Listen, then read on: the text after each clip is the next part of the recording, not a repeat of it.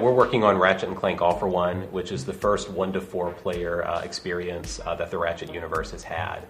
And it's a game that's really all about playing online or offline with your friends, either side by side on the couch or online with people across the world. The story picks up with Dr. Nefarious, who's launching an evil scheme to destroy Ratchet and Clank finally once and for all. And things kind of go off the rails a little bit for him. He gets the attention of a very powerful and huge machine called the Creature Collector. And that machine abducts Ratchet, Clank, Captain Qwark, and Dr. Nefarious. And they find themselves on a planet far, far away from the known galaxy. And by circumstance, they're forced to work together to try to find their way back across the galaxy.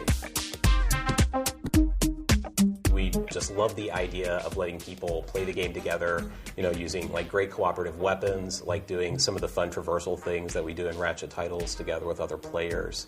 And for us, it really happened kind of naturally that after we got 2 people together and added a third and fourth kind of on a lark, we saw that there was great fun potential in having a group of 4. So at that point, we started trying to support every number from 1 to 4, and we saw that was kind of the core of the game. It really became all about the team experience and all about like taking the Ratchet universe to a new place. It's all like a big puzzle, finding a way to fit these things together. But just to get it back to co-op, like that's the thing that we found that always works. That there are really clear goals at any given time.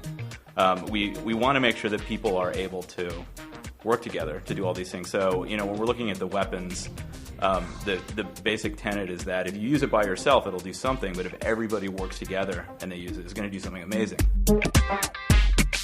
I think back to one of the earlier decisions we made, which was to keep everybody on screen together instead of going toward a split-screen solution.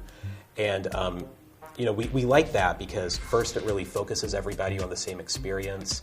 It let us kind of show cool things to the players and let players see the big events like together, kind of seeing the same thing.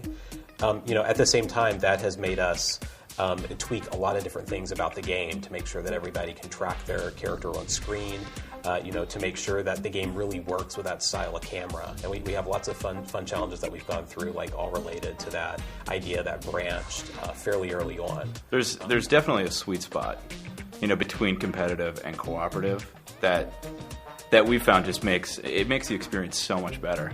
Because, even if you've played through something a ton of times, playing through with a friend and just figuring out, who can get the most bolts or kill the most enemies or grief the most or take the least damage, that creates a fun in of itself, which is really cool.